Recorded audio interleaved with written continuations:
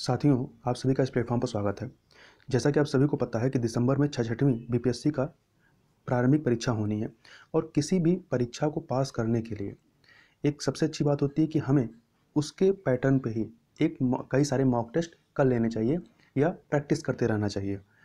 तो यहाँ पे यदि देखें, मार्केट में इसमें यूडूटेरिया ने एक बुकलेट जारी की है, मतलब एक किताब जारी इन्होंने मॉक टेस्ट की निकाली है, जिसका वॉल्यूम फर्स्ट में 15 मॉडल टेस्ट इन्होंने दिए हैं जो कि बिहार के बीपीएससी के परीक्षा के पैटर्न पर आधारित हैं। जिस प्रकार से वहाँ पर 5 ऑप्शन होते हैं, एक लास्ट का ई ऑप्शन होता है जो काफ़ी कन्फ्यूजिंग होता है, तो उसी पे आधारित इन्होंने 15 पेपर जो है तैयार किए हैं।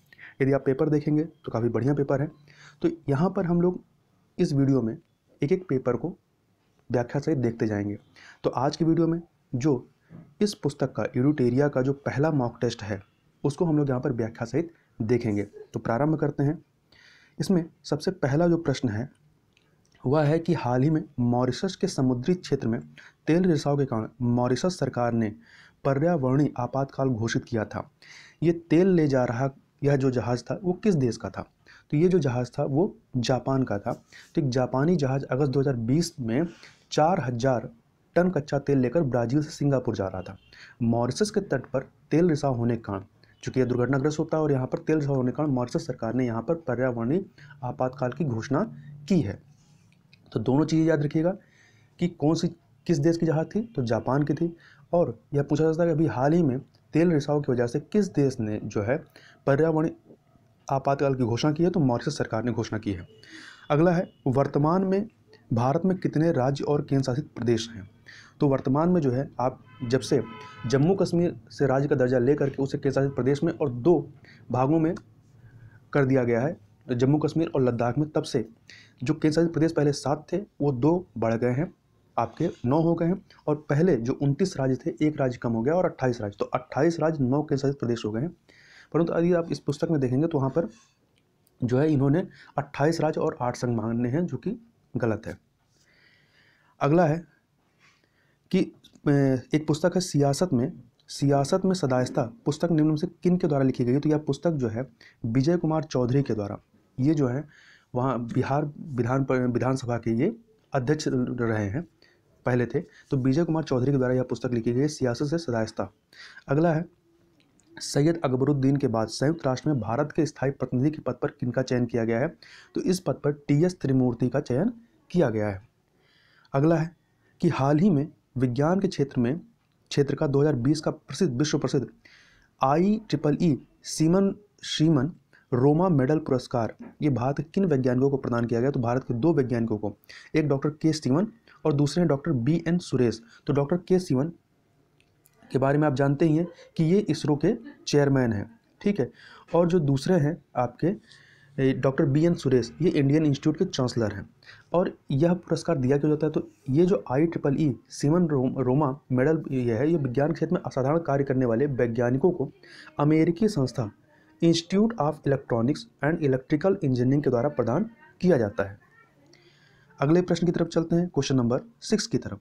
तो अगला क्वेश्चन है कि प्रधानमंत्री ने सितंबर 2020 में किस राज्य के सभी गांवों को ऑप्टिकल फाइबर इंटरनेट सेवा के माध्यम से जोड़ने के लिए घर तक फाइबर परियोजना शुरू की? तो बिहार में शुरू की गई है। अगला प्रश्न है कि वर्ष 2021 में संयुक्त राष्ट्र जलवायु परिवर्तन सम्मेलन COP26 किस शहर में आयोजित किया जाएगा? तो 2021 में। तो यह जो है आपका ग्लासगो जो है स्कॉटलैंड का शहर है। तो इसको 1 से लेकर 12 नवंबर 2021 के मध्य में ये COP26 ग्लासगो में आयोजित किया जाएगा। तो सी ऑप्शन सही हो गया। अगला है, केंद्रीय मंत्रिमंडल ने सितंबर 2020 में जम्मू कश्मीर की कितनी भाषाओं को केंद्र शासित प्रदेश की आधिकारिक भाषा के रूप में मंजूरी प्रदान की है? तो 5 भाषाओं को मंजूरी प्रदान की। कौन कौन सी? उर्दू है, अंग्रेजी है, हिंदी है, कश्मीरी है, डोगरी है। उर्दू, अंग्रेजी, हिंदी, कश्मीरी और डोगरी को। यहाँ पर एक चीज़ और याद रखिएगा, चूँकि यहाँ पे COP26 की बात हो रही है, तो कई बार आता है पेरिस समझौता। तो पूछा जा सकता है कि पेरिस समझौता ये कब हुआ था या किस कॉप से संबंधित है? तो ये जो COP21 आपका 2015 में हुआ था, यहीं से इसी संबंधित है आपका पेरिस समझौता। आगे बात कर लेते हैं। हाल ही में भारत के पूर्व राष्ट्रपति श्री प्रणब मुखर्जी की कोरोना वायरस से मृत्यु हो गई, वह भारत के किस नंबर के राष्ट्रपति थे? तो ये जो है 13वें नंबर के, किस नंबर के थे? तो 13वें नंबर के 2012 से 17 के बीच में ये राष्ट्रपति थे। तो इनके बाद जो है वर्तमान के रामनाथ कोविंद जी हैं। तो इस प्रकार से पूछा जाए कि वर्तमान के राष्ट्रपति किस नंबर के हैं, तो याद रखिएगा 14वें नंबर के हैं। अगला है, हाल ही में किस देश के साथ भारत ने बौद्धिक संपदा के क्षेत्र में सहयोग के लिए समझौता ज्ञापन पर हस्ताक्षर किया है? तो यह समझौता डेनमार्क के साथ किया गया है। अगला है कि भारतीय अंतरिक्ष अनुसंधान संगठन इसरो ने किस वर्ष तक अंतरिक्ष में खुद का स्पेस स्टेशन बनाने का निर्णय लिया है? तो 2030 तक लिया है। अगला है कि हाल ही में सितंबर 2019 में गुटनिरपेक्ष देशों का, जिसे नाम के नाम से जानते हैं, गुटनिरपेक्ष देशों का शिखर सम्मेलन कहाँ आयोजित किया गया था? तो यह शिखर सम्मेलन बाकू कहाँ पे है? तो ये अजरबैजान की राजधानी बाकू है। यहाँ पर 18वां नाम का जो है 18वां शिखर सम्मेलन आयोजित किया गया था 2019 में। अगला है कि नई शिक्षा नीति पर हाल ही में सरकार की को रिपोर्ट सौंपी गई। इस कमेटी के अध्यक्ष कौन थे? तो इस कमेटी के अध्यक्ष कौन थे? के कस्तूरी रंगन। इन्होंने वर्तमान की जो मौजूदा शिक्षा नीति, जो कि 1986 में तैयार की गई थी, कब तैयार की गई थी? 1986 में तैयार हुई थी, अर्थात अभी से 34 साल पहले। तो 34 साल बाद दोबारा इसे चेंज किया जा रहा है और इसे 1992 में इसमें संशोधन किया गया था। तो इसी को बदलने के लिए एक नई शिक्षा नीति लाई जा रही है, जिसकी रिपोर्ट जो है वो के कस्तूरी रंगन ने तैयार की थी। अगला है कि सूक्ष्म लघु एवं मध्यम उद्यमों MSME में आर्थिक एवं वित्तीय स्थिरता हेतु दीर्घकालीन उपाय सुझाने के लिए किसकी अध्यक्षता में एक समिति का गठन किया गया? तो यह जो है यूके सिन्हा की अध्यक्षता में यह समिति गठित की गई थी, जिसने अभी हाल ही में सरकार को अपनी रिपोर्ट सौंपी है। अगला है 32वें ग्रीष्मकालीन ओलंपिक 2021 में जापान के टोक्यो में आयोजित किया जाएगा, और पहले ये 2020 में आयोजित होना था, क्योंकि कोरोना महामारी की वजह से यह 2021 में होगा। इस ओलंपिक खेल का शुभंकर क्या है? तो याद रखिएगा मिराई तोबा है, मिराई तोबा इसका शुभंकर है। अगला है, वर्तमान में नाटो के कुल कितने सदस्य हैं? तो वर्तमान में नाटो में कुल 30 सदस्य। कितने हैं? 30 सदस्य हैं। लेटेस्ट जो इसमें शामिल हुआ है वो 30वां सदस्य मेसिडोनिया है। कौन सा है? मेसिडोनिया है। और 2019 में नाटो का जो शिखर सम्मेलन था वो इंग्लैंड के वार्डफोर्ड में आयोजित हुआ था।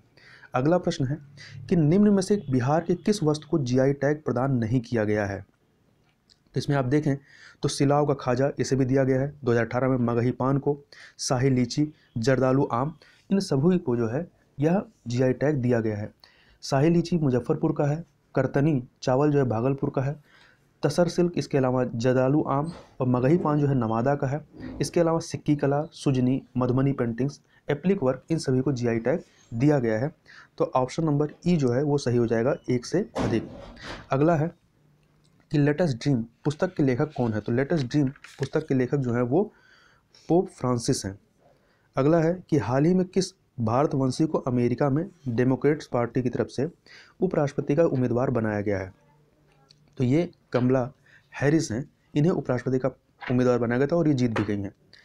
अगला है 20 नंबर का क्वेश्चन कि हाल ही में पटना हाईकोर्ट के मुख्य न्यायाधीश के पद पर चयनित होने वाले संजय करोल इससे पूर्व किस हाईकोर्ट के मुख्य न्यायाधीश के रूप में कार्यरत थे? तो इससे पहले ये त्रिपुरा हाईकोर्ट के न्यायाधीश के रूप में मुख्य न्यायाधीश के रूप में कार्यरत थे। अगला है कि किस राज्य द्वारा अभी हाल ही में नगरोत्थान योजना शुरू की गई है? तो यह योजना कर्नाटक सरकार के द्वारा शुरू की गई है। अगला है कौन सा दिवस दक्षिण दक्षिण सहयोग के लिए अंतर्राष्ट्रीय दिवस के रूप में मनाया जाता है? तो 12 सितंबर को दक्षिण दक्षिण सहयोग international day for south south cooperation के लिए मनाया जाता है। अगला है ICC एक दिवसीय क्रिकेट विश्व कप 2023 का आयोजन कहाँ किया जाएगा? तो 2023 में जो आपका वर्ल्ड कप होना है वो भारत में आयोजित किया जाएगा। इसके अलावा कुछ अन्य चीज़ों को भी याद रखिएगा कि जैसे ये किस नंबर का होगा? तो ये 13वें नंबर का आपका पुरुष एक दिवसीय क्रिकेट विश्व कप होगा। इसके अलावा जो 12वें नंबर का ICC महिला एक दिवसीय क्रिकेट विश्व कप 2021 में होना है वो कहाँ पे होगा? तो वो आपका न्यूजीलैंड में होगा। इसके अलावा पुरुष एवं महिला का जो T20 विश्व कप 2020 में होना है वो ऑस्ट्रेलिया में होगा। अगला है कि निम्नलिखित में से कौन सा देश संघीय सहयोग संगठन SCO का सदस्य नहीं है? तो इसमें आप देखें कजाकिस्तान, किर्गिस्तान, तजाकिस्तान, उज्बेकिस्तान, ये चारों के चारों हैं। वर्तमान में संघाई सहयोग संगठन के जो हैं 8 सदस्य देश हैं। कितने हैं? 8 हैं। कौन कौन से इसमें? तो रूस, चीन, तजाकिस्तान, उज्बेकिस्तान, कजाकिस्तान, किर्गिस्तान और भारत एवं पाकिस्तान। भारत और पाकिस्तान 2017 में इसके सदस्य बने हैं। ठीक है। और यहाँ पे याद रखिएगा कि तुर्कमेनिस्तान, ये जो तजाकिस्तान, उज्बेकिस्तान, कजाकिस्तान, किर्गिस्तान, इसी के साथ तुर्कमेनिस्तान है, ये 5 देश जो है पहले रशिया के पार्ट थे। तो तुर्कमेनिस्तान जो है वो एससीओ का सदस्य नहीं है। तो यहाँ पर आपका ई ऑप्शन सही हो जाएगा। अगला है कि हाल ही में अरब क्षेत्र के किन 2 देशों के बीच ऐतिहासिक शांति समझौते पर हस्ताक्षर किया गया है? तो इजराइल एवं संयुक्त अरब अमीरात के मध्य में यह समझौता किया गया है।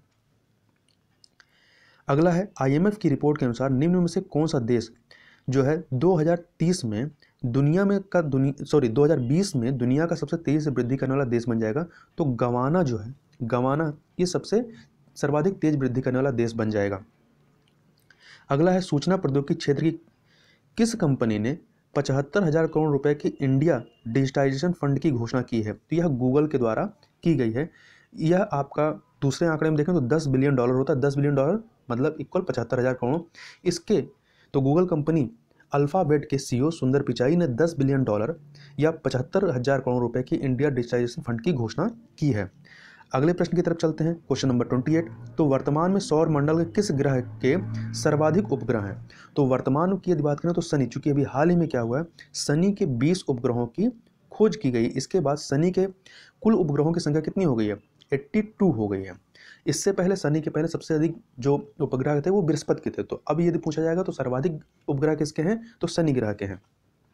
अगला है हाल ही में कोरोना महामारी के दौर में विदेश में फंसे भारतीय नागरिकों को घर वापस लाने हेतु सरकार के द्वारा कौन सा मिशन प्रारंभ किया गया था? तो वंदे भारत मिशन को प्रारंभ किया गया था। अगला है वर्तमान में बिहार में राष्ट्रीय उच्च पथ की कुल लंबाई कितनी है? तो यदि आप बिहार आर्थिक सर्वेक्षण 2018-19 के अनुसार देखें तो बिहार में राष्ट्रीय राजमार्गों की कुल लंबाई कितनी है? 4,917 किलोमीटर है। ये 2019 सितंबर 2019 तक का आंकड़ा है। जबकि यदि आप भारत सरकार के आंकड़े को देखेंगे तो वहाँ पे ये 5,000 से ज़्यादा है। अगला है कि पुष्प के विभिन्न भागों में निम्नलिखित में से कौन सा या से सम्मिलित होते हैं? तो इसमें आपका वाहिदल, पंखुड़ी, पुंकेसर, स्त्री केसर, ये आपके पुष्प के विभिन्न भागों में सम्मिलित होते हैं। तो वाहिदल, पंखुड़ी, पुंकेसर एवं स्त्री केसर पुष्प के विभिन्न भाग हैं तथा परागकोश और तंतु जो है ये पुंकेसर के भाग होते हैं, जबकि वर्तिका, वर्तिकाग्र, अंडाशय और बीजांड स्त्री केसर के भाग होते हैं। तो इस प्रकार से ऑप्शन नंबर बी आपका सही हो जाएगा। अगला है जल विद्युत का उत्पादन किस सिद्धांत पर कार्य करता है? तो यह जो है गुरुत्वीय स्थितिज ऊर्जा और ऊर्जा संरक्षण के सिद्धांत पर कार्य करता है। ठीक है। तो इस प्रकार से आपका ऑप्शन नंबर सी 1 और 2 ये सही हो जाएगा। अगला प्रश्न है कि यहाँ पे 2 सूचियाँ दी गई, इनको सुमिलित करना है। तो ऑडियोमीटर जो है आपका किसके लिए होता है? ध्वनि की तीव्रता के लिए। फोटोमीटर प्रकाश की तीव्रता के लिए। पिक्नोमीटर जो है ये तरल पदार्थों का विशेष गुरुत्व मापने के लिए। और पाहिर हीलियोमीटर जो होता है ये सौर विकिरण के लिए होता है। तो इस प्रकार से आपका ऑप्शन नंबर जो बी है वो सही हो जाएगा। अगले क्वेश्चन की तरफ चलते हैं। तो अगला क्वेश्चन है आपका कि गिरने के दौरान बारिश की बूंदें कैसे गिरती हैं? तो ये एक समान त्वरण के साथ गिरती हैं। संवेग की इकाई क्या होती है? तो संवेग की इकाई की यदि बात करें तो संवेग का फॉर्मूला क्या होता है? द्रव्यमान m इंटू वेग, वेलोसिटी। ठीक है। तो इसकी आप यूनिट निकाल लीजिए। मास की द्रव्यमान की क्या होगा? किलोग्राम होगा और वेलोसिटी की क्या होगी? मीटर पर सेकंड हो जाएगी। तो किलोग्राम मीटर पर सेकंड, डी और सी ऑप्शन आपका सही हो जाएगा। अगला है द्रव के ऊपरी तल पर द्रव का दाब कितना होता है? तो द्रव के ऊपरी तल पर पूछ रहा है, वायुमंडल का दाब नहीं, द्रव का दाब कितना होता है? तो वो कितना होगा? 0 होगा। तो इस प्रकार से ऑप्शन नंबर ई हो जाएगा। किसी भी यौगिक का ऑक्सीकरण संख्या कितनी होती है? तो किसी भी यौगिक में सभी परमाणुओं की ऑक्सीकरण संख्या का जो योग होता है वो कितना होता है? वो 0 होता है। यौगिक का यहाँ कह रहा है, किसी तत्व का नहीं पूछ रहा है। अगला है इलेक्ट्रोलाइटिक सेल क्या बदलता है? तो इलेक्ट्रोलाइटिक सेल जो है ये विद्युत ऊर्जा को रासायनिक ऊर्जा में कन्वर्ट करने का कार्य करता है। अगला है दहन। दहन में क्या शामिल है? तो दहन में आप देखेंगे आपका यह एक रासायनिक अभिक्रिया है, यह ऊष्माक्षेपीय अभिक्रिया है और ऑक्सीकरण अभिक्रिया भी है। तो 1 2 3 अवरण अभिक्रिया ये नहीं है। तो इस प्रकार से ऑप्शन नंबर सी जो है वो आपका सही हो जाएगा। अगला है कि इनमें से किसको लघु आवर्त कहते हैं। आवर्त श्रेणी यदि आप देखेंगे पीरियोडिक टेबल या जिसे कहते हैं, तो पीरियोडिक टेबल देखेंगे तो उसी के लिए पूछ रहा है कि किसको लघु आवर्त कहते हैं उसमें। तो पहला आवर्त में 2 तत्व होते हैं, दूसरे और तीसरे आवर्त में जो है 8 तत्व होते हैं। तो इन सभी को, पहले दूसरे तीसरे को, इन सभी को जो है लघु आवर्त की संज्ञा दी जाती है। तो ई ऑप्शन आपका सही हो जाएगा, 1 से अधिक इसमें। अगला है निम्नलिखित में से कौन सा कैल्शियम का अयस्क होता है। तो यदि आप इसमें देखें तो फ्लूस्पार, जिप्सम और फास्फोराइट ये जो हैं आपके कैल्शियम के अयस्क हैं, जबकि एप्सम सॉल्ट जो है ये मैग्नीशियम का अयस्क होता है। तो इस प्रकार से ई ऑप्शन आपका सही हो जाएगा, 1 से अधिक। अगला है सर्प विषरोधी सुई किस एक यौगिक का तत्व होता है। तो ये स्वर्ण यौगिक होता है। क्या होता है? स्वर्ण यौगिक होता है। स्वर्ण को आप AU से रिप्रेजेंट करते हैं और इस यौगिक का नाम क्या होता है? ऑरिक क्लोराइड होता है। अगला है ऑक्सीजन के कितने समस्थानिक होते हैं। तो ऑक्सीजन के कुल जो है आपके 3 समस्थानिक होते हैं। कितने होते हैं? 3। तो सी ऑप्शन आपका सही हो जाएगा। कौन कौन से? 8O16, 8O17, 8O18। ठीक है, तो 16, 17, 18 ये 3 समस्थानिक होते हैं। अगला है कि श्वसन के दौरान किसका विघटन नहीं होता है। तो यदि आप देखें तो श्वसन के दौरान केवल विटामिन का विघटन नहीं होता है, बाकी वसा, प्रोटीन, कार्बोहाइड्रेट इनका विघटन हो जाता है। तो आपका क्या हो जाएगा? ऑप्शन नंबर सी सही हो जाएगा। अगला है केंद्रिका में क्या पाया जाता है। तो केंद्रिका में यदि आप देखें तो इसमें प्रोटीन पाया जाता है, प्रोटीन है, RNA है और DNA। प्रोटीन है, RNA पाया जाता है और DNA पाया जाता है, कार्बोहाइड्रेट नहीं पाया जाता। तो इस प्रकार से सी ऑप्शन आपका 1, 3, 4 ये सही हो जाएगा। अगला है इनमें से कौन सुमेलित नहीं है। तो विटामिन B1 थायमिन कहलाता है, विटामिन B3 निकोटीन एसिड कहलाता है, विटामिन B5 पेंटोथोनिक एसिड कहलाता है, विटामिन H जो है बायोटीन कहलाता है। तो इस प्रकार सभी सुमेलित हैं। तो आपका ऑप्शन नंबर ई जो है वो सही हो जाएगा। अगला है आमाशय में जो है, स्टमक में क्या नहीं पचता है। तो आमाशय में यदि आप देखें तो कार्बोहाइड्रेट और विटामिन का पाचन नहीं होता। तो ई ऑप्शन आपका सही हो जाएगा। तो याद रखिएगा आमाशय में कार्बोहाइड्रेट और विटामिन का पाचन नहीं होता है। अगला है वयस्क मानव में मेरुदंड में जो मेरुदंड होता है, रीढ़ की हड्डी, इसमें कुल कितनी अस्थियां होती हैं। तो इसमें कुल 26 अस्थियां होती हैं। कितनी होती हैं? 26 अस्थियां। तो ए ऑप्शन आपका सही हो जाएगा। अगला है हीमोग्लोबिन क्या होता है। तो हीमोग्लोबिन क्या होता है? एक जटिल प्रोटीन होता है। तो डी ऑप्शन आपका सही हो जाएगा। इसमें लोहा पाया जाता है, आयरन। अगला है प्रोटीन संश्लेषण का सही क्रम क्या होता है। तो प्रोटीन संश्लेषण का जो सही क्रम होता है वो आपका DNA, RNA और amino acid protein, DNA, RNA, amino acid और प्रोटीन। बी ऑप्शन आपका सही हो जाएगा। अगला प्रश्न है, अगले प्रश्न की तरफ चलते हैं 51। तो मौर्य काल में शिक्षा का सर्वाधिक प्रसिद्ध केंद्र क्या था। तो तक्षशिला था। क्या था? तक्षशिला जो है यहाँ का सर्वाधिक प्रसिद्ध केंद्र था और यहाँ पे चाणक्य जो थे यहाँ पर आचार्य के रूप में कार्य करते थे। बौद्ध धर्म के तीर्थ में शामिल नहीं है। तो बौद्ध धर्म के तीर्थ में बुद्ध, धम्म और संघ शामिल है, परंतु अष्टांगिक मार्ग शामिल नहीं है। तो डी ऑप्शन आपका सही हो गया। सिंधु सभ्यता और वैदिक सभ्यता में किस विषय पर भिन्नता है। तो इसमें आप देखें तो सिंधु सभ्यता जो है शहरी मानी जाती है, नगरीय सभ्यता मानी जाती है, जबकि वैदिक सभ्यता जो है वो ग्रामीण सभ्यता मानी जाती है। इसके अलावा सिंधु सभ्यता में लोहे का प्रयोग नहीं होता था, वैदिक सभ्यता में होता था। लिपि के प्रयोग में भी आप डिफरेंसेस पाते हैं, क्योंकि सिंधु सभ्यता में देखें तो किसी प्रकार की लिपि नहीं मिलती है, स्पष्ट लिपि। वहीं मृदभांड के प्रयोग पे भी अंतर है। तो इस प्रकार से इन चारों के विषय पर इसमें भिन्नता है। तो ऑप्शन नंबर ई आपका सही हो जाएगा, 1 से अधिक। कलिंग विजय का वर्णन अशोक के किस अभिलेख में हुआ। तो 13वें अभिलेख में हुआ। तो डी ऑप्शन आपका सही हो जाएगा।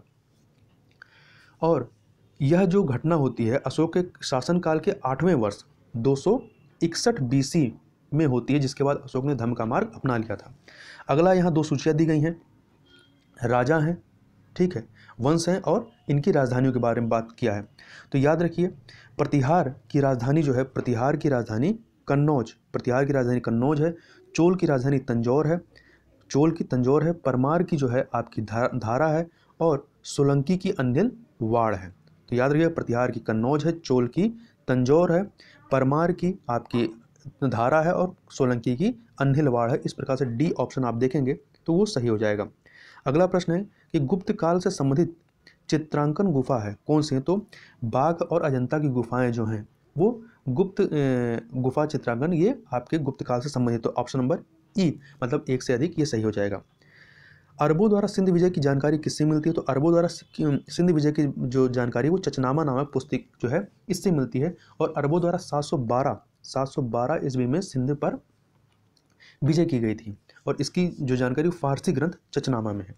अगला है अमीर कोही विभाग की शुरुआत किसने की थी? तो अमीर कोही विभाग जो है कृषि की उन्नति से संबंधित विभाग रहा है। इसकी जो स्थापना है या तो शुरुआत है वो मोहम्मद बिन तुगलक के द्वारा की गई थी। अगला है जहांगीर महल स्थित है। तो जहांगीर महल जो है आगरा का जो किला है उसमें यह स्थित है। तो जहांगीर महल कि जो निर्माण है अकबर ने अपने पुत्र सलीम अर्थात जो आगे जहांगीर के नाम से जाने जाते हैं जहांगीर के लिए करवाया था। अगला है कि किस मुगल शासक ने तंबाकू के प्रयोग पर प्रतिबंध लगाया? तो इस पर प्रतिबंध जो है और जहांगीर के द्वारा लगाया गया था। तंबाकू प्रतिबंध 1617 में, इस समय तक अकबर मर चुका रहता है, 1605 में अकबर की मृत्यु हो जाती है। तो 1617 ईस्वी में मुगल बादशाह जहांगीर ने लगाया था। और याद रखिएगा तंबाकू भारत में लाने का श्रेय किसे दिया जाता है? पुर्तगालियों को। पुर्तगालियों ने 1605 में भारत में तंबाकू लेके आए थे। अगला है कि शाहजहांनामा के लेखक कौन है? तो शाहजहांनामा के जो लेखक हैं ये हैं आपके इनायत खां। कौन है? इनायत खां। सी ऑप्शन इनायत खां। और इनायत खां को मोहम्मद ताहिर के नाम से भी जाना जाता है या मोहम्मद ताहिर भी कहा जाता है। शिवाजी के शासन में जो उनकी मंत्रिमंडल थी जो जिसे अष्टप्रधान कहा जाता है उसमें सुमंत पद किससे संबंधित रहा? तो सुमंत पद जो है सुमंत या दवीर ये विदेश मंत्री का पद होता था। तो बी ऑप्शन। अगला है निम्न में से किसे भारतीय राष्ट्रवाद का उत्प्रेरक माना जाता है? तो लॉर्ड कर्जन को भारतीय राष्ट्रवाद का उत्प्रेरक मतलब इन्हीं की वजह से इन्होंने प्रेरित किया, मतलब इनकी वजह से ही होता है। 1905 में ये बंगाल विभाजन करते हैं, इसके बाद से जो राष्ट्रवाद की एक भावना है वो बहुत तेजी से भारत में फैलती है। अगला है कांग्रेस की उत्पत्ति के संबंध में सेफ्टी वॉल का सिद्धांत निम्नलिखित में किसने दिया था? तो सेफ्टी वॉल का सिद्धांत जो है वो लाला लाजपत राय के द्वारा दिया गया था। अगला है इंडियन सोशल रिफॉर्मर पत्र के संपादक कौन थे? तो इंडियन सोशल रिफॉर्मर पत्र के संपादक के.एन. नटराजन थे। कौन थे? के.एन. नटराजन। डी ऑप्शन आपका सही हो गया। अगला है कि कांग्रेस ने मुसलमानों के लिए पृथक निर्वाचन मंडल की मांग को औपचारिक रूप से स्वीकार कर लिया था। कब स्वीकार किया था? तो आप देखें तो 1916 का जो लखनऊ का अधिवेशन होता है कांग्रेस का, इसमें कांग्रेस और मुस्लिम लीग के बीच समझौता हुआ जिसमें कांग्रेस ने मुसलमानों के लिए पृथक निर्वाचक मंडल की लीग की मांग को औपचारिक रूप से स्वीकार कर लिया गया।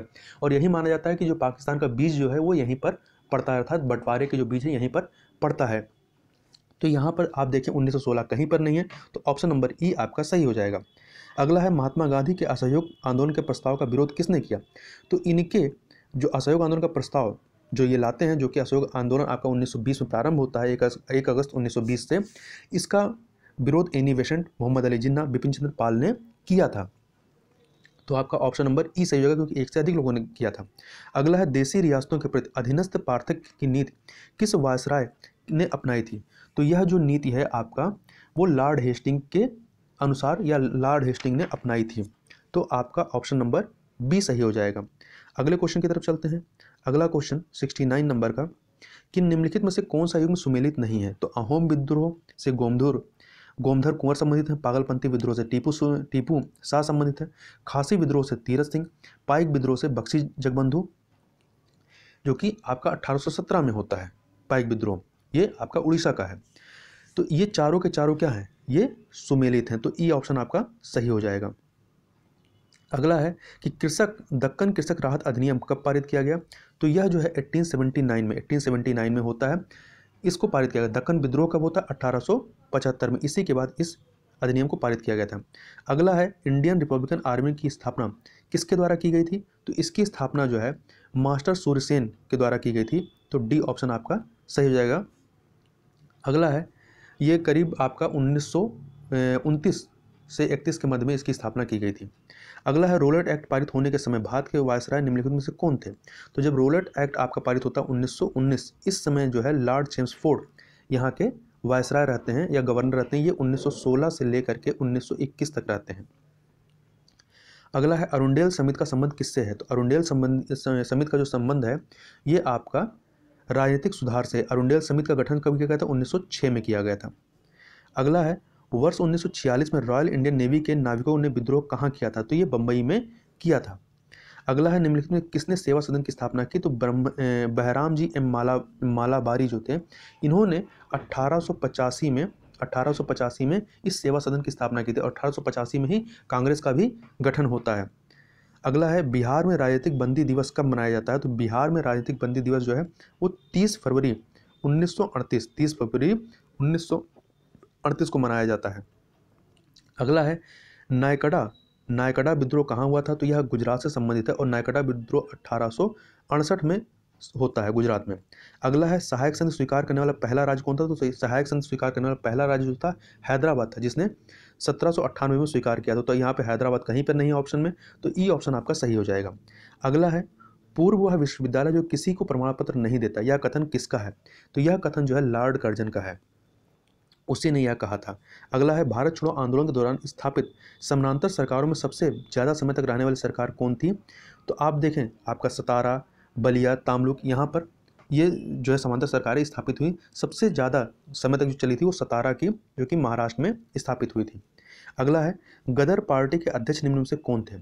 तो गदर पार्टी की बात करें तो 1 नवंबर 1913 को अमेरिका के सैन फ्रांसिस्को में गदर पार्टी की स्थापना की गई थी।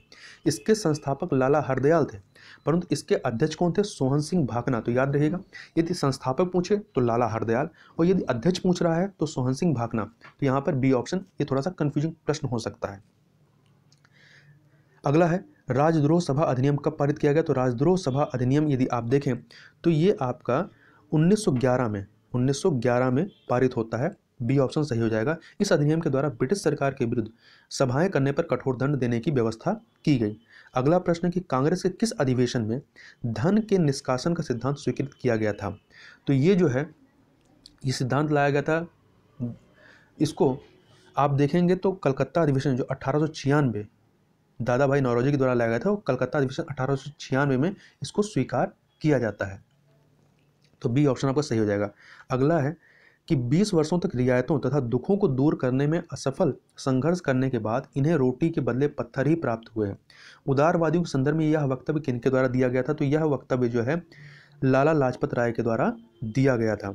तो डी ऑप्शन सही हो गया। राष्ट्रीय योजना समिति की स्थापना कांग्रेस के किस अधिवेशन में होती है? तो हरिपुरा का अधिवेशन जो 1938 का होता है, जिसकी अध्यक्षता सुभाष चंद्र बोस के द्वारा की जाती है, इसमें इसका गठन किया था। और इस राष्ट्रीय योजना समिति के अध्यक्ष कौन थे? पंडित जवाहरलाल नेहरू थे। इसके बाद जब 1939 में त्रिपुरा में अधिवेशन होता है, वहाँ की भी अध्यक्ष जो है सुभाष चंद्र बोस चुने जाते हैं, परंतु बाद में जो है गांधी जी से मतभेद की वजह से वो अपने पद से इस्तीफा दे देते हैं और उसके बाद इनके पद पर जो है राजेंद्र प्रसाद अध्यक्ष बनाए जाते हैं। अगला है भारत छोड़ो आंदोलन के दौरान सरकारी नीति के विरोध में महाधिवक्ता पद से निम्न में किसने इस्तीफा दिया था? तो यह जो है यह कार्य बलदेव सहाय के द्वारा किया गया था 1942 में, जब भारत छोड़ो आंदोलन प्रारंभ होता है, तो इन्होंने महाधिवक्ता के पद से इस्तीफा दे दिया था, बलदेव सहाय। तो 86 का डी ऑप्शन। अगले प्रश्न की तरफ चलते हैं। अगला प्रश्न है 87 कि निम्न में से कौन बिहार में व्यक्तिगत सत्याग्रह से संबंधित नहीं रहे हैं?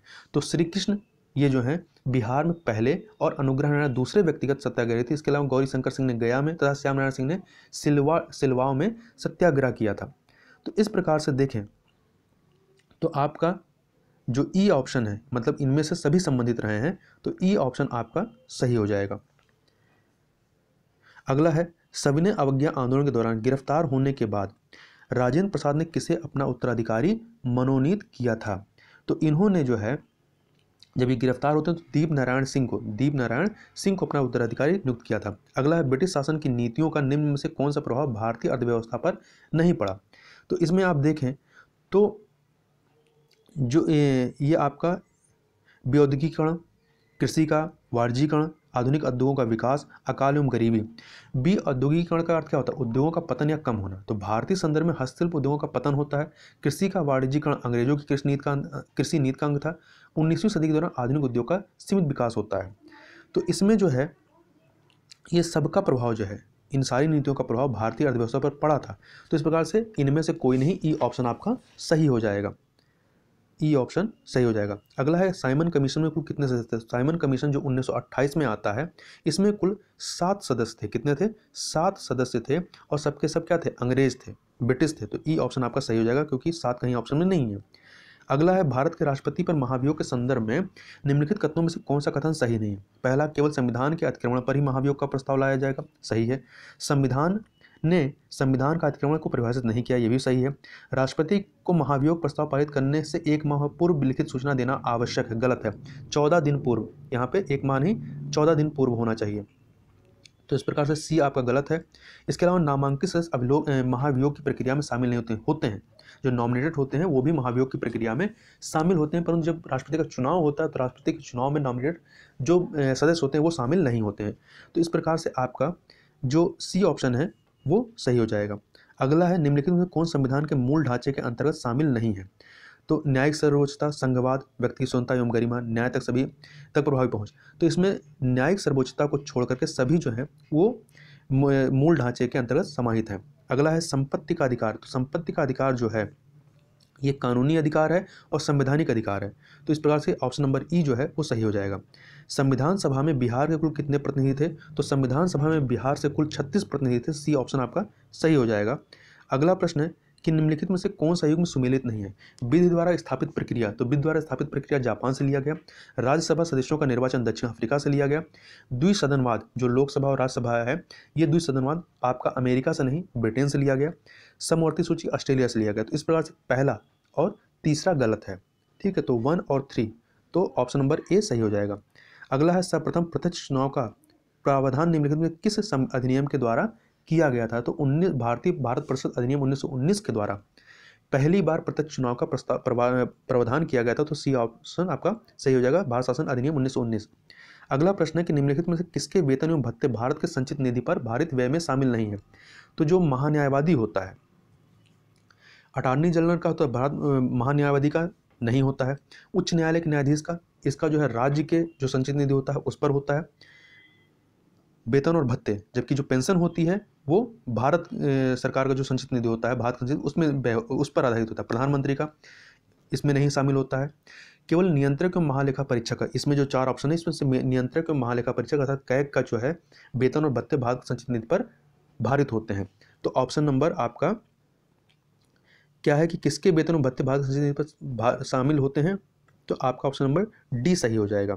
अगला है, उच्चतम न्यायालय की पुनर्विलोकन शक्ति का वर्णन निम्नलिखित में से किस अनुच्छेद में किया गया है? तो अनुच्छेद, यदि आप 137 देखेंगे, अनुच्छेद 137 देखेंगे तो इसमें जो है यह कहा गया है कि उच्चतम न्यायालय को अपने स्वयं के फैसलों की समीक्षा करने की शक्ति प्राप्त है। ठीक है, ये पुनर्विलोकन है, एक होता है न्यायिक पुनर्विलोकन, ठीक है, वो अलग है, और यहाँ पे ये अपनी ही चीज़ों को ये दोबारा से समीक्षा करते हैं। अगला है कि निम्नलिखित में से कौन सा अधिकार संविधान के अनुच्छेद 21 के अंतर्गत एक मौलिक अधिकार नहीं है? तो आश्रय का अधिकार है, स्वास्थ्य का अधिकार ये भी है, शयन का अधिकार ये भी है, विदेश यात्रा का अधिकार ये भी है। तो इसके अनुसार एक से अधिक इसमें सही है। इसमें क्या पूछा है? इसमें पूछा है कि कौन सा मौलिक अधिकार नहीं है, तो इसमें इनमें से कोई भी ऐसा नहीं है कि जो मौलिक अधिकार नहीं, तो ऑप्शन नंबर ई आपका सही हो जाएगा। अगला प्रश्न है कि निम्नलिखित में संविधान के किस अनुच्छेद में शिक्षा संबंधित उपबंधों का उल्लेख नहीं है? तो अनुच्छेद 21A में देखें, इसमें भी दिया गया, अनुच्छेद 51A में, अनुच्छेद 45 में, अनुच्छेद 350 से, इन सभी में जो है शिक्षा से संबंधित उपबंधों का उल्लेख किया गया है। तो ऑप्शन नंबर ई जो है वो सही हो जाएगा, इनमें से कोई नहीं। अगला है, साधारण विधेयक को जिसे राज्य विधानसभा ने पारित कर दिया, राज्य विधान परिषद पहली बार में कितने समय तक रोक सकती है? तो ये देखा, जो राज्य विधान परिषद टोटली जो है 4 माह तक किसी भी विधेयक को रोक सकती है, जिसमें से पहली बार 3 माह और अगली बार 1 माह के लिए। तो यहाँ पर चूंकि पहली बार पूछा, यदि पूछा होता कितने समय तक रोक सकती, 4 माह हो जाता, परंतु यहाँ पूछ लिया है कि पहली बार, तो 3 माह, जो कि 3 माह ऑप्शन में नहीं है, तो ऑप्शन नंबर ई आपका सही हो जाएगा। अगले प्रश्न की तरफ चलते हैं, 102 नंबर। तो अगला है, नीति कटौती प्रस्ताव के संबंध में निम्नलिखित में से क्या सही नहीं है? तो यदि आप नीति कटौती प्रस्ताव का देखें तो नीति कटौती प्रस्ताव सरकार की नीति के प्रति असहमति को व्यक्त करता है। इसमें कहा जाता है कि मांग की राशि 1 रुपये तक कम कर दी जाए। तो इसमें आप देखें तो यह सरकार की नीति के प्रति असहमति व्यक्त करता सही है। इसमें कहा जाता है कि मांग की राशि में 1 की कमी की जाए, यह भी सही है। ठीक है, संसद सदस्य कोई वैकल्पिक नीति पेश कर सकते हैं, यह भी सही, या केवल एक ही प्रकार की मांग संबंधित होना चाहिए। तो इस प्रकार से ऑप्शन नंबर ई जो है वो सही हो जाएगा। अगला है, लोकसभा चुनाव के दौरान चुनाव प्रचार समाप्त हो जाता है कब? ठीक है, आप देखें तो चुनाव प्रचार उम्मीदवारों की सूची प्रकाशन से, जब से सूची प्रकाशित होती है तब से मतदान समाप्त होने के 48 घंटे पूर्व, मतदान समाप्त होने के 48 घंटे पूर्व तक प्रचार जो है हो सकता है, और उससे पहले समाप्त होता है। 48 घंटे पहले मतलब चुनाव प्रचार समाप्त कर दिया जाता है मतदान समाप्त होने के। तो सी ऑप्शन आपका सही हो गया। अगला है, निम्नलिखित में से संविधान के कौन से अनुच्छेद में राष्ट्रीय पिछड़ा वर्ग आयोग का उल्लेख किया गया है? तो अनुच्छेद 338 बी में इसका उल्लेख है। अगला है, जबकि अनुच्छेद 340 जो है वो आपका राष्ट्रीय पिछड़ा वर्ग आयोग से संबंधित है, जिसमें राष्ट्रपति को अधिकार दिया गया है कि वो जो है अपने हिसाब से राष्ट्रीय पिछड़ा वर्ग को गठित कर सकता है, परंतु अब इसे संवैधानिक बना दिया गया है। जैसे कि आपका अनुसूचित जनजाति आयोग होता है, अनुसूचित जाति आयोग होता है, उसी प्रकार से अब जो है राष्ट्रीय पिछड़ा वर्ग आयोग जो है ये आपका संवैधानिक आयोग हो गया है। अगला है कि निम्नलिखित में से किस समिति ने सर्वप्रथम पंचायतों में महिला आरक्षण की सिफारिश की थी? तो पीके थुंगन समिति जो कि 1988 में गठित होती है, इसके द्वारा इसकी सिफारिश की गई थी। अगला है, निम्नलिखित में से कौन सा एक विदेशी प्रत्यक्ष निवेश अर्थात एफडीआई में शामिल नहीं होगा? तो इसमें आप देखें, भारत में किसी विदेशी कंपनी के सहायक कंपनी शामिल होती है, किसी विदेशी द्वारा भारतीय कंपनी में बहुसंख्यक इक्विटी निवेश, विदेशी कंपनियों द्वारा भारत में वित्त पोषित कंपनी, ये सभी जो है इसमें शामिल होते हैं, परंतु जो पोर्टफोलियो निवेश होता है ये इसमें शामिल नहीं होता है। तो आपका ऑप्शन नंबर डी सही हो जाएगा। अगला है, निम्नलिखित में से कौन सा एक विश्व बैंक जो समूह है, मतलब जो वर्ल्ड बैंक है, इसमें 5 संस्थान है, 5 संस्थाओं से मिलकर के यह वर्ल्ड बैंक बनता है। तो इसमें से बताना है कौन सा शामिल नहीं है। तो इसमें आप देखें, अंतर्राष्ट्रीय पुनर्निर्माण एवं विकास बैंक यह शामिल है, अंतर्राष्ट्रीय वित्त निगम, बहुपक्षीय निवेश एवं गारंटी एजेंसी ये भी शामिल है, केवल ये व्यापार एवं प्रशुल्क व सामान्य समझौता ये शामिल नहीं है। ठीक है, तो इसमें IBRD, IFC, IDA, ICSID, मीगा MIGA आपका ये सब इसमें शामिल है, परंतु ये व्यापार एवं प्रशुल्क पर सामान्य समझौता जो है इसे आप शॉर्ट में गाटा कहते हैं, GATTA गाटा कहते हैं। इसका संबंध विश्व व्यापार संगठन से है। जो आपका विश्व व्यापार संगठन WTO है, इससे पहले ये गाटा ही काम करती थी और 1995 से पहले गाटा काम करती थी, 1995 से आपका वर्ल्ड बैंक वो WTO कार्य कर रहा है। अगला है, रुपए की परिवर्तनता का क्या तात्पर्य? तो रुपए को अन्य मुद्रा में परिवर्तित करने हेतु जो अनुमति होती है इसे ही रुपए की परिवर्तनता कहते हैं। ए ऑप्शन सही हो जाएगा। अगला है, राज्य सकल घरेलू उत्पाद grass state domestic period product पर नई श्रृंखला के आंकड़ों के अनुसार 2018-19 में स्थिर मूल्य पर बिहार की अर्थव्यवस्था की वृद्धि दर कितनी थी? तो यहाँ पर स्थिर मूल्य पर पूछ रहा है तो 10.53% थी। यदि चालू मूल्य पर पूछा जाएगा तो कितनी है? 15.01% है। अगला है, कुंदन कुल्लम परियोजना किस राज्य में स्थित है? तो यह आपका तमिलनाडु में राज्य में स्थित है, तमिलनाडु राज्य के तिरुनवेली जिले में स्थित है। अगला है, निम्न में से किस देश की मुद्रा रुपया है? तो बांग्लादेश की देखें तो बांग्लादेश की टका है, और भूटान की नगलट्रम है, मालदीव की रूफिया है, और सेशल्स की रुपया है। तो आपका बी ऑप्शन सही हो जाएगा। अगला प्रश्न है कि निम्न में से किस समिति का संबंध मुद्रा आपूर्ति की अवधारणा में परिवर्तन से है? तो ये YV रेड्डी समिति जो है इससे संबंधित है। तो 1998 में मुद्रा आपूर्ति की अवधारणा में परिवर्तन से सुझाव देने के लिए RBI के पूर्व गवर्नर डॉक्टर YV रेड्डी के दिशा में समिति गठित की गई थी। अगला है, वर्तमान समय में रेपो रेट कितना है? तो 4% है, बी ऑप्शन। रेपो रेट होता क्या है? जिस पर RBI बैंकों को उधार देता है, जबकि रिवर्स रेपो रेट क्या होता है? जिस पर वह बैंकों से उधार लेता है। तो रेपो रेट ज़्यादा होता है और रिवर्स रेपो रेट कम होता है। तो रेपो रेट 4% है और रिवर्स रेपो रेट जो है वो 3.35% है वर्तमान, चूँकि यह बदलता रहता है हर 3 महीने पे, तो इसे लेटेस्ट ही आप याद रखिएगा। अगला है कि बिहार में सबसे ज़्यादा एवं सबसे कम शहरीकरण की दर के युग्म को चुनिए। तो सबसे ज़्यादा शहरीकरण आपका पटना में है और सबसे कम बांका में है। तो 2011 की जनगणना के अनुसार समस्तीपुर और बांका में 3.5% ही यहाँ पे शहरीकरण है, जबकि सबसे अधिक कहाँ पे? पटना में, जहाँ पे 43.1% शहरीकरण है। अगला है, किस वर्ष भारतीय रिजर्व बैंक का राष्ट्रीयकरण किया गया? तो भारतीय रिजर्व बैंक की जो स्थापना होती है वो 1 अप्रैल 1935 को होती है और 1 जनवरी 1949 को इसका राष्ट्रीयकरण किया जाता है। बी ऑप्शन सही हो गया। कुमायूं हिमालय किन नदियों के बीच स्थित है? तो कुमायूं हिमालय जो है सतलज एवं काली नदियों के बीच, सतलज और काली नदी के बीच में यह स्थित है। तो सी ऑप्शन आपका सही हो गया और इसे कुमायूं हिमालय के नाम से भी जाना जाता है। अगला है कि 2011 की जनगणना के अनुसार निम्नलिखित जनजातियों में को घटते हुए क्रम में सजाइए। तो याद रखिएगा, भारत का सबसे बड़ा जनजातीय समूह कौन सा है? भील है, इसके बाद गोंड आता है, फिर संथाल आता है और फिर नैकदा आता है। तो ये ऑप्शन आपका भील, गोंड, संथाल, नैकदा ये सही हो जाएगा। अगले प्रश्न की तरफ चलते हैं। क्वेश्चन नंबर 118 ये है कि निम्नलिखित में से कौन सी नदी भू भूबंधित है, मतलब वो समुद्र में जा करके नहीं मिल रही है। तो गंगा मिलती है, नर्मदा मिलती है, कावेरी मिलती है, पर लूनी जो कि गुजरात में स्थित है, ये आपकी आरावली से निकल कर कच्छ के रण की दलदली में ही लुप्त हो जाती है। तो लूनी नदी ऐसी है जो कि भूमि बंधित है। डी ऑप्शन आपका सही हो जाएगा। अगला है, निम्नलिखित में कौन सी विशेषता भारतीय कृषि की नहीं है? तो मानसून पर निर्भरता है, निम्न उत्पादकता ये भी है, परंतु ये देखें बड़े जोतों की प्रधानता यहाँ पे नहीं, छोटे जोतों की प्रधानता है, सहकारी कृषि की प्रधानता भी नहीं है। ठीक है, तो आपका बी और डी दोनों है, तो आपका एक से अधिक, तो ई ऑप्शन आपका सही हो जाएगा। मरुस्थली वन के संबंध में कथन, कौन सा गलत कथन है, उसे चुनना है।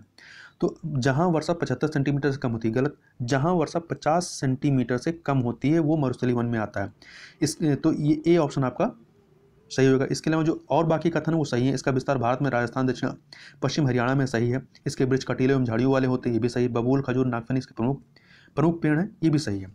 अगला है, शीत ऋतु में भारत के उत्तरी भाग में, मतलब उत्तर भारत में वर्षा होती है। तो ये आपका जो पश्चिमी विक्षोभ है, पश्चिमी विक्षोभ के द्वारा होती है, जिसकी उत्पत्ति भूमध्य सागर में होती है। ठीक है, तो पश्चिमी विक्षोभ में। जबकि यदि आप दक्षिण भारत में देखें तो दक्षिण भारत में लौटते हुए मानसून, जिसे उत्तरी पूर्वी मानसून कहते हैं, उसके माध्यम से होती है। अगला है कि यदि 10 डिग्री पूर्वी देशांतर पर दोपहर के 2 बज रहे हैं तो 45 डिग्री पूर्वी देशांतर पर क्या समय रहेगा? तो जो कि पूर्व की तरफ जाएंगे तो ये बढ़ेगा, पश्चिम की तरफ जाते हैं तो घटता।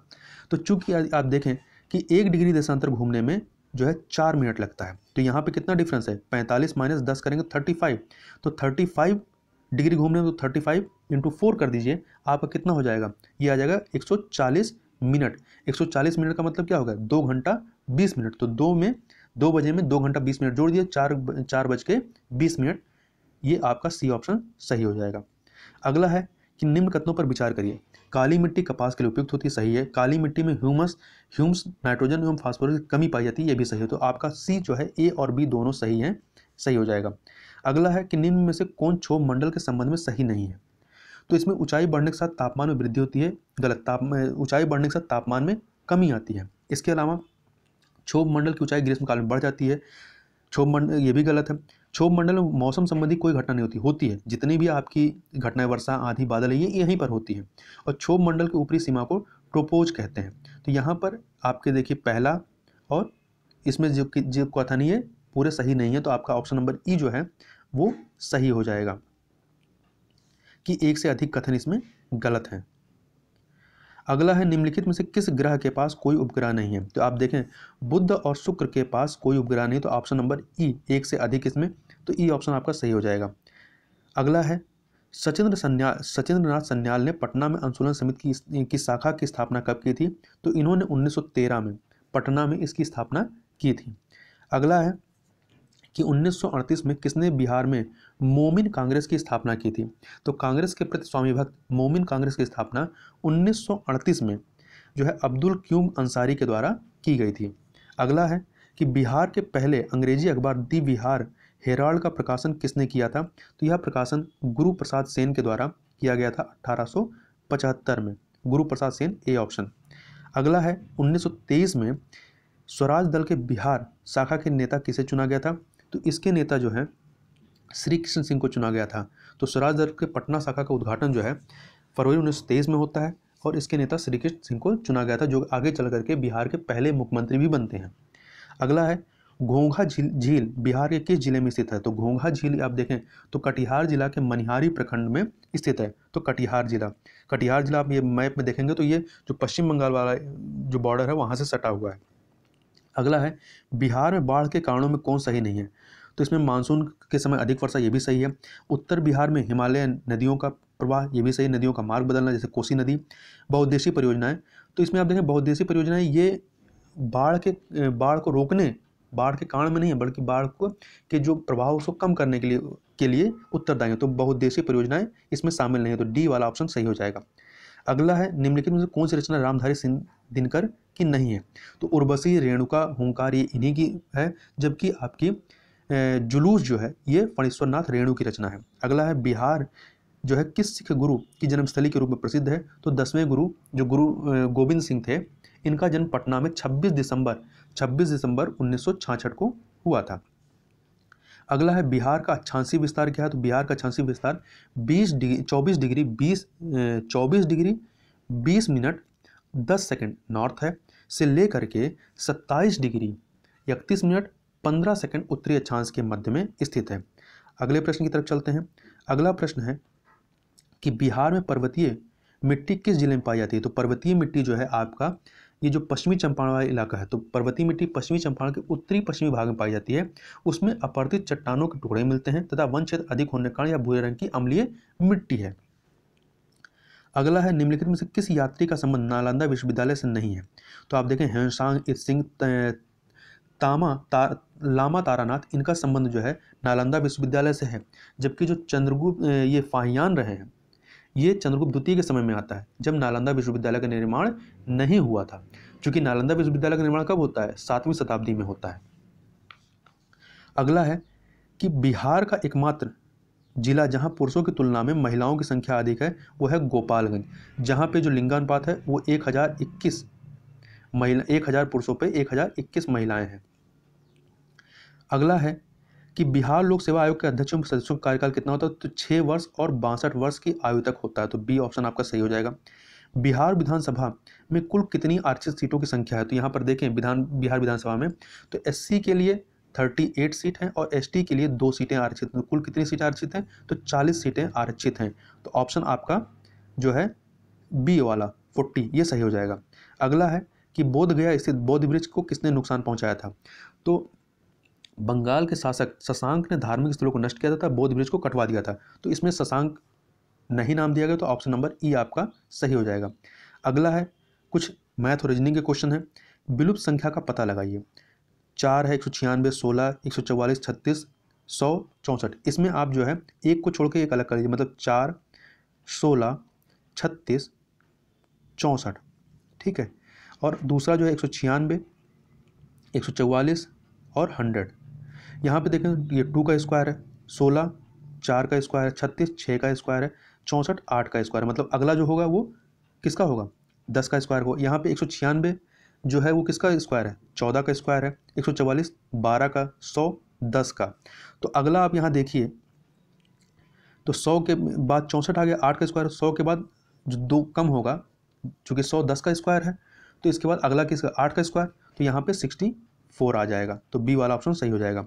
अगला है कि यदि ए बी सी डी 4 लगातार विषम पूर्ण संख्याओं का औसत 42 है तो बी और डी का गुणनफल क्या होगा, तो इसको सॉल्व करेंगे तो 4 विषम पूर्ण संख्या लगातार, तो पहली मान लीजिए x है, तो इसके बाद सम संख्या आएगी, अगला कौन सा होगा x+2 होगा, फिर अगला x+4 होगा, फिर अगला x+6 होगा।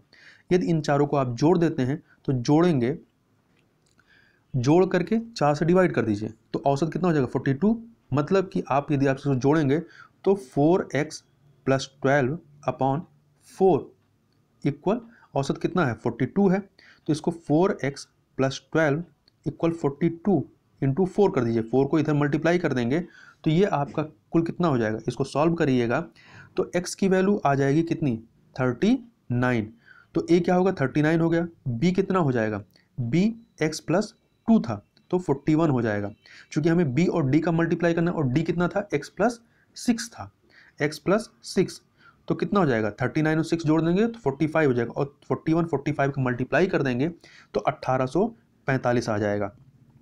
अगला है कि मेरे खर्च और बचत के बीच अनुपात जो है 3:4 है। यदि वह अनुपात 4:3 करना चाहता है, मतलब खर्च बढ़ाना चाहता है, तो खर्च में कितने प्रतिशत वृद्धि करनी होगी, तो चूंकि 4:3 करना है तो पहले खर्च वाला जो था 3 था, तो इसको कितना हो गया 3 से 4 -3/3 इंटू 100 कर दीजिए, तो ये कितना आ जाएगा 33.33% आ जाएगा, तो डी वाला ऑप्शन आपका सही हो जाएगा।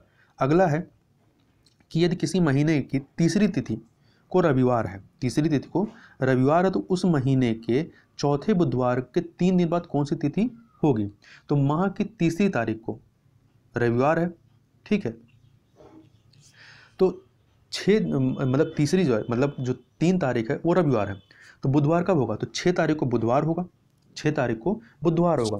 अब चौथा बुधवार लेना है, तो अगला बुधवार कब आएगा 7 दिन बाद, तो पहला बुधवार तो हो गया, 3 बुधवार और, तो 7 × 21, इसमें 21 जोड़ दीजिए तो कितना हो गया 27, तो कह रहा है कि चौथा जो बुधवार आएगा उसके 3 दिन बाद, मतलब 3 और जोड़ दिए, 30 तारीख हो जाएगी, तो डी ऑप्शन।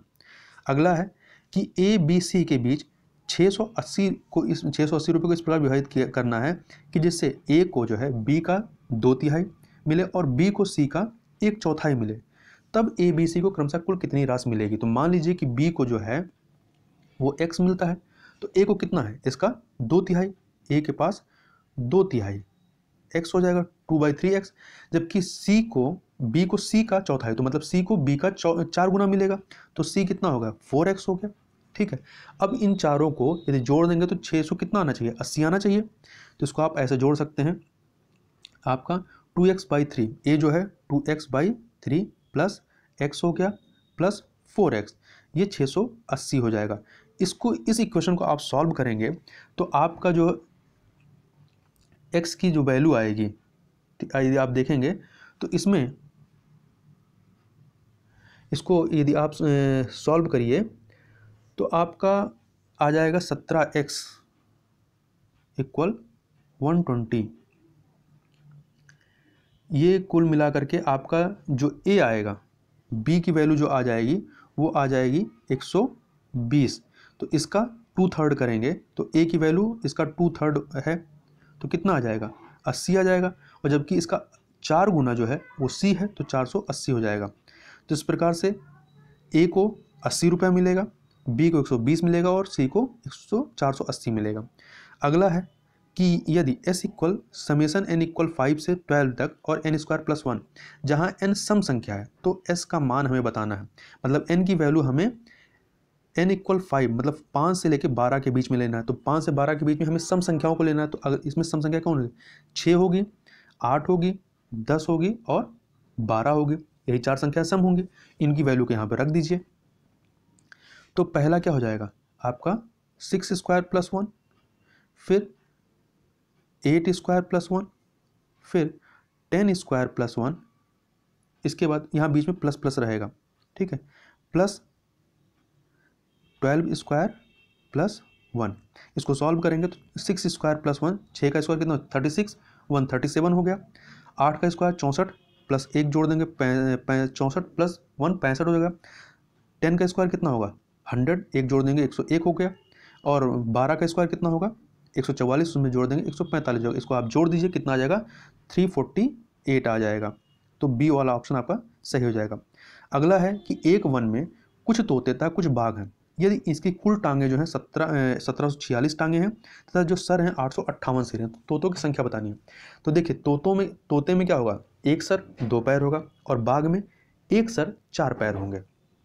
तो मान लेते हैं तोतों की संख्या कितनी है, x है, तो बाघों की संख्या कितनी है, बाघों की संख्या कुल सर कितने हैं 858 है ना, तो मतलब कुल जानवर तोते और बाघ कितने हैं 858 है। तो 858 माइनस x कर देंगे तो शेरों की संख्या आ जाएगी। अब पैरों की कुल संख्या कितनी हो जाएगी, तो तोतों की संख्या का दुगना और आपका जो शेरों की संख्या है 858 माइनस x इसका 4 गुना, क्योंकि शेरों के 4 पैर हैं। इसको आप सॉल्व कर लेंगे इस इक्वेशन को, तो x इक्वल जो हो जाएगा आपका 843 आ जाएगा। कितना आ जाएगा 843, मतलब तोतों की संख्या कितनी है 843 है। ए वाला ऑप्शन आपका सही हो जाएगा। अगला क्वेश्चन जो है वह है कि 126 मीटर तथा 114 मीटर लंबी 2 रेलगाड़ी विपरीत दिशाओं में एक दूसरे की तरफ आ रही हैं। पहली 126 मीटर वाली 30 किलोमीटर/आवर की स्पीड से और दूसरी जो है 114 वाली 42 किलोमीटर/आवर की चाल से चल रही है। तो इनके मिलने के कितने समय बाद वो एक दूसरे को पार कर लेंगी। तो टोटल लंबाई कितनी हो जाएगी 126 + 114, ये कितना हो गया आपका 240 मीटर टोटल लंबाई हो गई। अब चूंकि एक दूसरे की तरफ आ रहे हैं तो स्पीड क्या हो जाएगी, अपेक्षित स्पीड जुड़ जाएगी। तो 30 + 40 इनको जोड़ दीजिए तो 72 किलोमीटर 72 किलोमीटर/आवर। इसको मीटर पर सेकंड में कन्वर्ट करने के लिए 72 को क्या करेंगे 5/18 से मल्टीप्लाई कर दीजिए और ये आ जाएगा आपका 20 मीटर/सेकंड। तो ये चाल हो गई।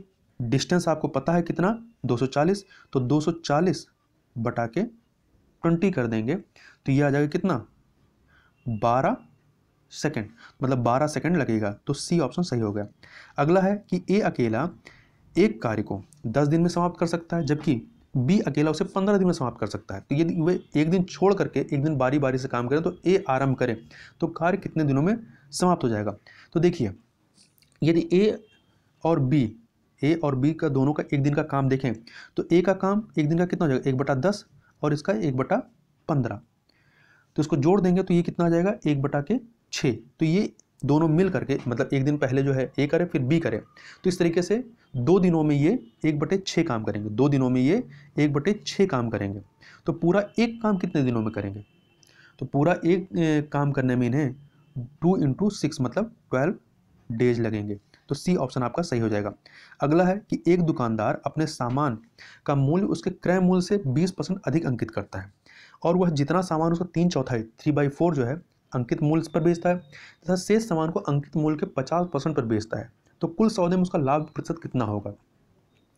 तो देखें, माना कि जो इसका क्रय मूल्य था 100 रुपये था, अंकित मूल्य 20% बढ़ा रहा है तो अंकित मूल्य कितना हो गया 120 हो गया। अब जितना सामान है कुल सामान का 1/4 मतलब 3/4 3/4 जो है वो किस रेट से बेच रहा है 120 के रेट से बेच रहा है, जबकि जो शेष 1/4 है उसको किस रेट से बेच रहा है वो 120 के 50% पे। तो 1/4 × 120 इंटू 50% 50/100 इसको आप सॉल्व करेंगे तो ये आपका जो आ जाएगा कितना आ जाएगा 105 आ जाएगा। कुल विक्रय मूल्य कितना आ गया 105 आ गया और अंकित मूल्य इसका जो क्रय मूल्य कितना था, क्रय मूल्य 100 था और विक्रय मूल्य 105, मतलब लाभ कितने का हो रहा है 5 रुपये का हो रहा है। तो 5 रुपये का लाभ को परसेंटेज में कन्वर्ट करेंगे तो ये कितना हो जाएगा 5/100 × 100, ये 5% हो गया। तो ऑप्शन नंबर आपका सी सही हो जाएगा। तो इस प्रकार से यहाँ पर हम लोगों ने पूरे 150 क्वेश्चन को व्याख्या सहित देखा। तो इस वीडियो में बस इतना ही। नेक्स्ट वीडियो में हम लोग नए इसका जो दूसरा मॉक टेस्ट है उसको लेकर के आएंगे। तो इस वीडियो में बस इतना ही। मिलते हैं नेक्स्ट वीडियो में, तब तक के लिए बहुत बहुत धन्यवाद।